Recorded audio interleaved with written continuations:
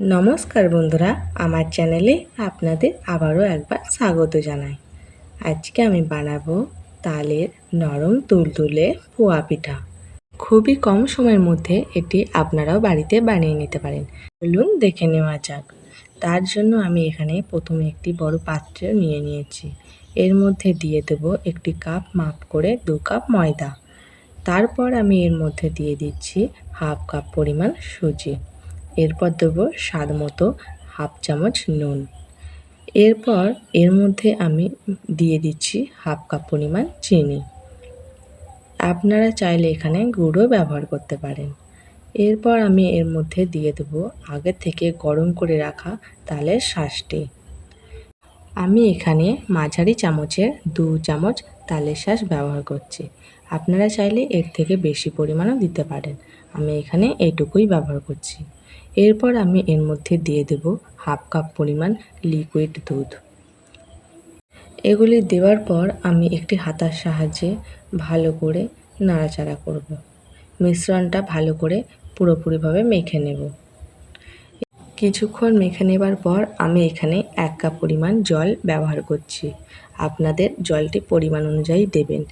জলটি ব্যবহার করে আমি হাতায় করে ভালো করে একটি ব্যাটার তৈরি করার জন্য ফেটিয়ে নেব। তো এইভাবে প্রথমে আমি হাতায় করে করার পর একটি ছোট চামচের সাহায্যে ভালো করে এরকমভাবে ফেটিয়ে নেব। এইভাবে আমি চামচে করে প্রায় 10 মিনিটের মতো ভালো করে ফেটিয়ে নেব।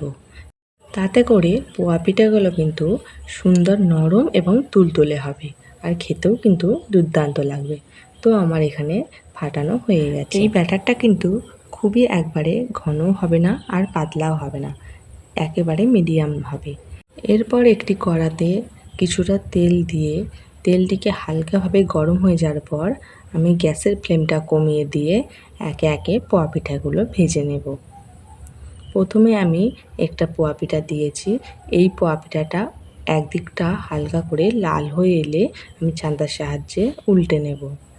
ভালো করে দুদিকটা ভেজে নেব।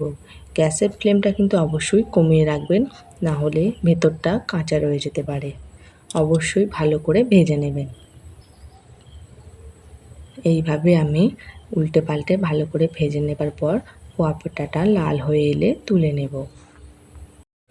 এইভাবে আমি বাকিগুলোকেও ভেজে নেব। ঠিক একইভাবে আমি আরও একটি পোয়া পিঠা তেলের কড়ায় দিয়ে দিচ্ছি। ঠিক একইভাবে উল্টে পাল্টে ভালো করে ভেজে নেব। তো বন্ধুরা, আজকের রেসিপিটা আপনাদের কেমন লাগলো অবশ্যই কমেন্ট করে জানাবেন, আর লাইক আর শেয়ার করতে ভুলবেন না। আমার রেসিপিটা যদি ভালো লেগে থাকে তাহলে অবশ্যই চ্যানেলটিকে সাবস্ক্রাইব করবেন এই ধরনের নিত্য নতুন রেসিপি পেতে। আজকের মতো এই পর্যন্তই।